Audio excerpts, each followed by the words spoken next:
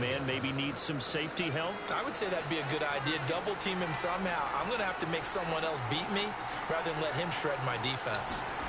This is Lamb on the end around. And he goes across midfield and down into Houston territory. He'll get a nice chunk there on the first down run, and it's 2nd and 4. We're scoreless after 1. Start of the second quarter, and it's the Cowboys in possession as they've got it with a 2nd and 4 coming up.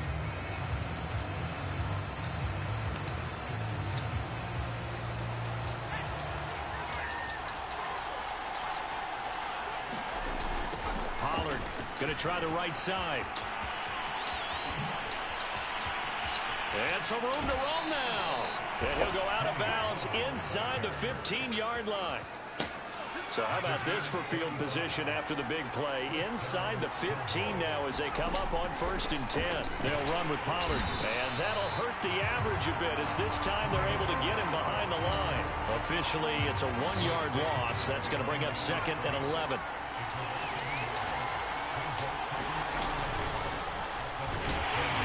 And they're going to lose some on this play. Being knocked back to the 18. 3rd and 15 here after the 1st and 2nd down plays went in the wrong direction. Now a shotgun handoff to Pollard. He will push his way down to about the 14. 3 yards won't be enough here as that'll bring up 4th down. And forthcoming, a field goal try for the Cowboys. And Prater's kick is on the money. It's good. And the Cowboys are going to jump out to a 3-0 lead. Been a bit of a dogfight thus far into the second quarter now, and we do have our first point. It's a field goal.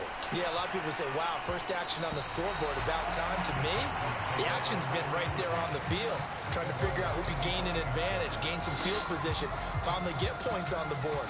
I'm loving this kind of game. And feels like kickers might play a big role in this one. Yes, make sure you give them the respect they deserve. They could cost you a game or win you one.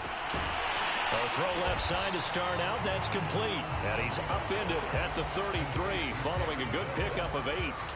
Brandon, perfect defense in this situation would have meant that there was an incompletion. They would have picked it off. Okay, so they gave up the completion. But I really enjoyed watching how the defense stayed in sync, stayed in great communication. And as he dragged across each zone, you see him pointing, communicating. There he is, and they passed him off to each defender. Ended up making a nice play, even though it was complete. Marino will look to throw on first. Flush to his right. And he'll be hit as he releases it, and that'll fall incomplete. My first thought is surprise, because that's one of the better tight ends around, and I've seen him pull in balls like this before. But how about a little credit to the defense forcing that incompletion? To throw again is Marino.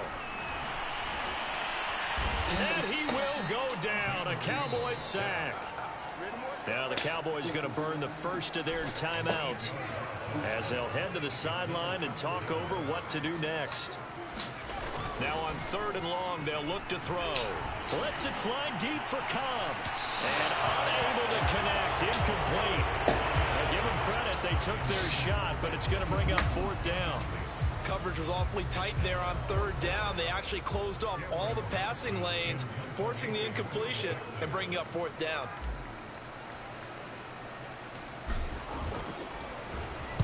And on 4th down, on is the punt team sending this one away. And that one hits a little too close to the goal line, and it continues into the end zone for a touchback. About set for this next drive by the Cowboys offense. Their drive last time, it stalled out. They were forced to take the short field goal. And the key phrase, you nailed it. Forced to, because you know coaches look at these short field goals as a last resort, right? To them, that's not how drives are supposed to end. You're supposed to put 6 on the board. That's a consolation prize. Like going to the county fair, you don't get the big stuffed animal on that one, do you? No, you don't go top shelf. That's bottom shelf material. He'll fire deep downfield from Lamb. Into double coverage, and it's intercepted. Picked off at the 24. You don't see this often. The quarterback of his caliber, 2 first-half interceptions. It's absolutely surprising because it happens so rarely. You're searching for what reason, what's going on out there. It's not just maybe the defense is playing well. Is his horoscope off? His biorhythms? What is it? You went horoscope on us, David. Well, I was thinking maybe REM sleep was off. I'm trying to come up with something. Anything, right? From the 29, Marino dancing to his left. And I think that one might have been intercepted, but he will be ruled out of bounds. So this will go only as incomplete. Well, he certainly did a nice job improvising there, extending the play, hoping someone would come open downfield, but they never did. They go play action now. Marino. And he's going to be brought down here in the backfield. The Cowboys going to use their second timeout now, as the clock shows 50 seconds to play here in half number 1. Here's Cameron Johnston now, as he's on to punt for Houston. He's been a busy man here in this first half as he gets it away.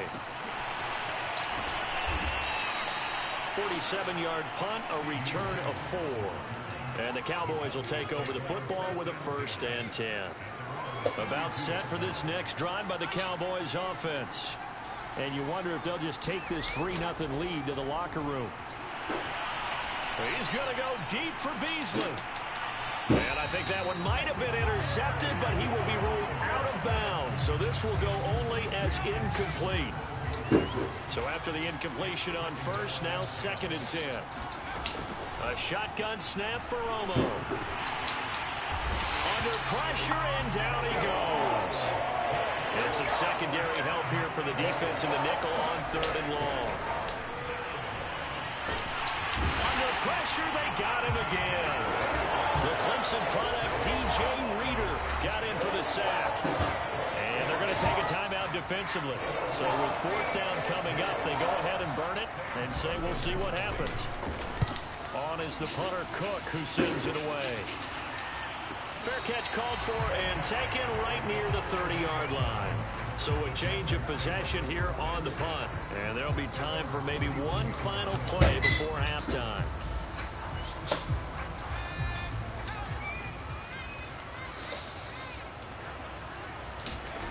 Final play of the half. It's Marino. He's letting it fly for Cooks. And now this is intercepted. My goodness. Picked off at the 12. And he will be brought down on what will be the final play of this first half. So 2 quarters down, 2 remain. Charles and I return after the break. And we welcome you back now. Alongside Charles Davis, I'm Brandon Gaudin, getting set for quarter number 3 here. These offenses seemingly still back at the hotel for the first half. 3-0 our score as the second half gets underway. And here comes a return from a few steps into the end zone.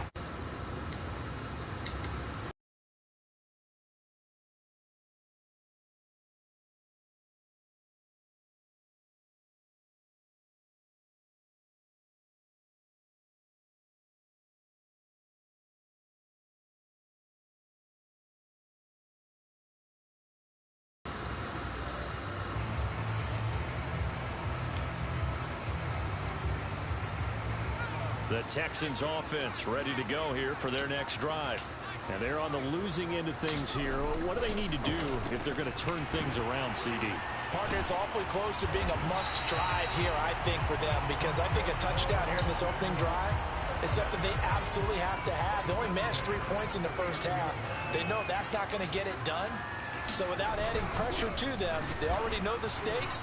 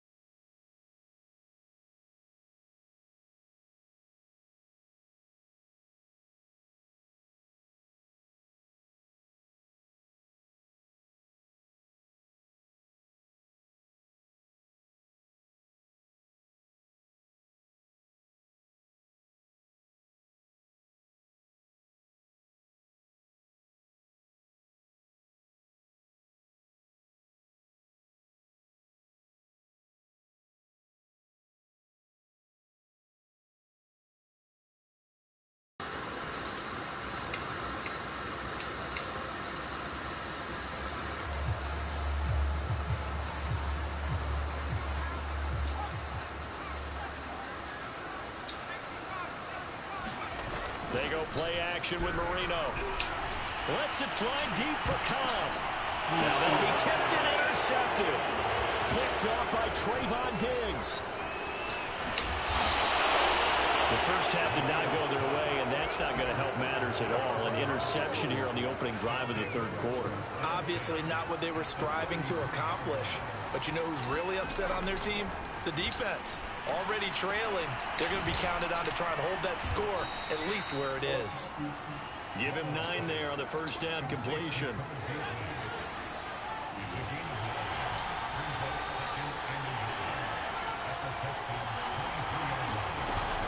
On second down, it's Pollard.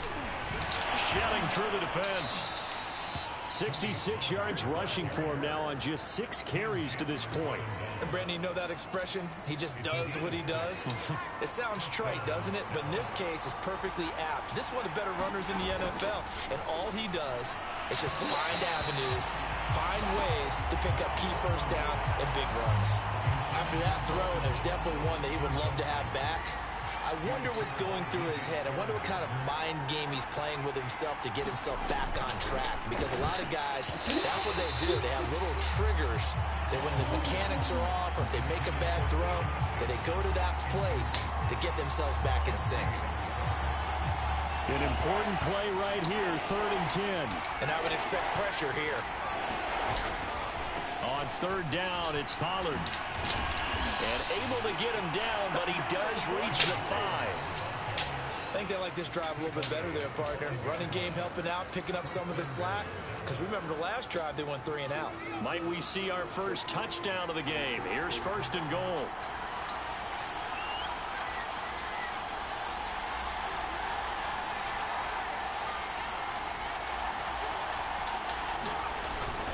Now Pollard. And he's going to get him about 3 yards closer. He's down to about the 2.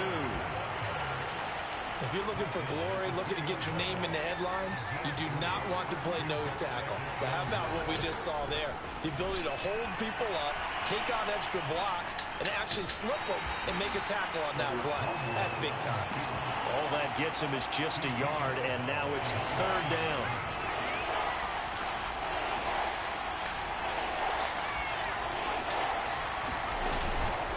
Now here's Pollard.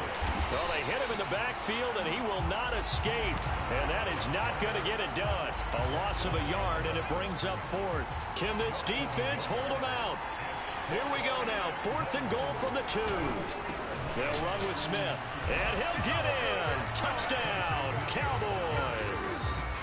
Keith Smith taking it in from 2 yards out. And the Cowboys are able to extend their lead in the final seconds of this 3rd quarter. And that's caught at the 2. And he will get into the end zone to extend the lead by 2 more.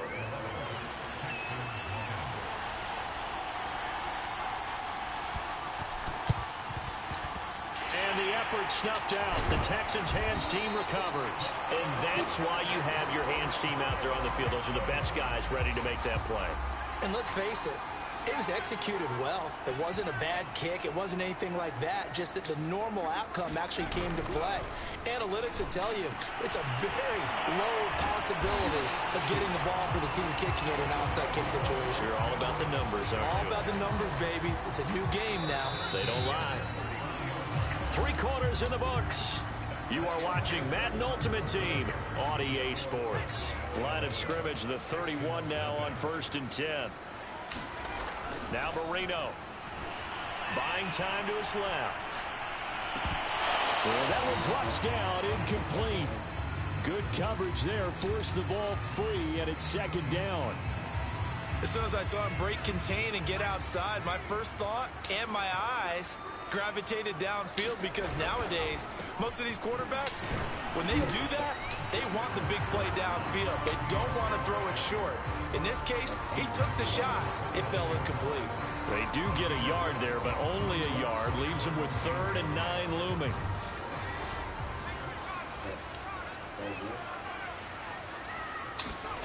Marino will throw.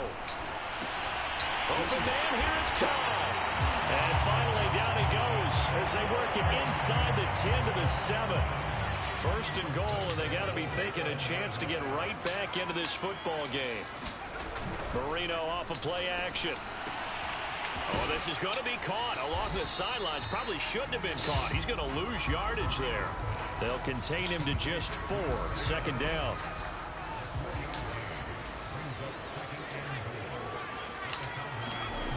Here's Marino. Oh, what a heck of an effort there as he'll make the diving catch. And got his man. It's caught. Touchdown, Houston. Randall Cobb there to make the grab. And the Texans have made it a one-score game again here in the 4th. I guess the coach looked at the 2-point cheat sheet, said go for it, get it to a 3-point game, and they did it. Yeah, and sometimes you just throw out time of game. You don't worry about that. There's just a feel sometimes in making that call, and he felt good about what he had for a 2-point conversion, and now they're only down 3 and feeling great about themselves. And able to get this across the 20, but not much further as he's dropped at the 23-yard line. About set for this next drive by the Cowboys offense. After the touchdown we just saw, we have a brand new ball game. And now look at the situation. You got plenty of time on the clock. Defensively, they have 3 timeouts. So do you run the football here or do you throw it? I think you have that full conversation with your offensive unit, and you tell them, here's the situation. They've got all of their timeouts, so we are not going to play this conservatively. We've got to attack them. We've got to make them use those, gain the ground that we need in order to put this game away. If you think we're just going to run it 3 times and punt it, you got another thing coming. Yeah, and by the way, also the 2-minute warning in play, so essentially 4 timeouts left. They have to be aggressive here. Flushed out right. And they're able to get this one across the 35. Well, there you go. Save your best scramble of the day for a big-time situation in the 4th quarter, picking up the 1st. You don't want to use it up early, right? You want to make sure you save it for that exact moment, that key time, and that's what he did, although you and I both know it wasn't planned that way. But what a nice job using his eyes, scanning the field, and realizing when it was time to exit the pocket and go. 3 points separating these two sides with 2 minutes left to go in the 4th. They'll go with Pollard here on first down. And a 6-yard gain gets him right around the 43. But they picked up a little bit of yardage there, and now, in this situation, should be in no hurry to run a play really fast. Let the clock wind down. And he'll be taken down, but not before he gets into enemy territory. 102 yards rushing for him now as he has been tremendous all day long. And not totally home free yet, but it's looking good as they come up 1st and 10. They'll try and run some clock here as they keep it on the ground. Oh, no, lost the football. But this will fortunately wind up out of bounds. Can almost see inside his face mask there the look of relief. He coughed it up, but it goes out of bounds. They keep it. Someone came around with a lucky horseshoe, aren't they? If I were him, I'd go out and play the lottery after that one. A very fortunate man. And they're operating in plus territory here. They're thinking points. Definitely don't want to lose the football at this juncture. But we talk about defenders, specifically linebackers, keeping their eyes in the right spot. He had that eye down the entire time. And you know that's not easily done because they throw a lot of misdirection at you. They try and fool you and get your eyes in the wrong place. But you're right about that. And he can't get a throw off. He's taken down. What a huge play at this point in the game. Well, you don't usually get a sack from a nose tackle spot, but we got one there. No, we don't, and a lot of the times in passing situations, they end up off the field anyway. So how happy was he to work his way back to the quarterback and put him on the ground? He's going to have to put a nickname after something like that, some Big Jelly or something like that.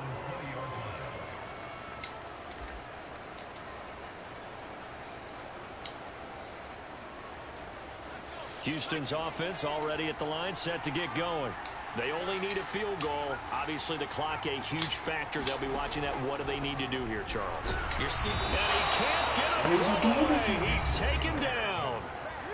The Texans going to signal for their 3rd and final timeout as they'll stop it with 25 ticks remaining on the clock. Got to assume this defense will be charging again here. It's 2nd and 15.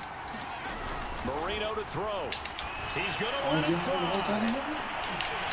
Marino here throwing another interception. Picked up by Keanu Neal. When you talk about making winning plays, that is a winning play at this stage of the game. To come up with that interception, huge. I like how you identified that, because most people think winning plays are the offense trying to get it done. In this case, nursing a lead, they found a way to make a play on that side of the ball and maybe finish things off. Now it's Romo. He's going to loft it deep right sideline. And it's incomplete. Well, still throwing to the very end. But now this game is over. So this one will end in a victory for the Dallas Cowboys. And we talk so much about the turnover battle, determining who wins, who loses. This game, no exception. Air-free football, no turnovers at all, and they win it. So this is one you don't have to convince your team that what you're saying is accurate. And you know what I'm talking about. Head coach always stands up in front of the team and says, guys, if we do this, this, and this, we'll win. And usually they say if we win the turnover battle, we'll win. Well, here's the proof right there. Win the turnover battle, go on to victory. Now the guys believe. You move on to the next lesson where you have to convince them. This one is now planted.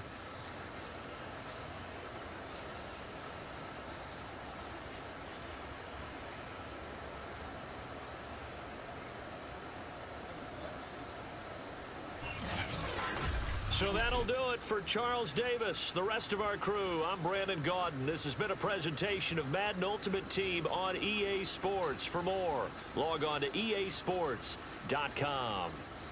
So long, everybody.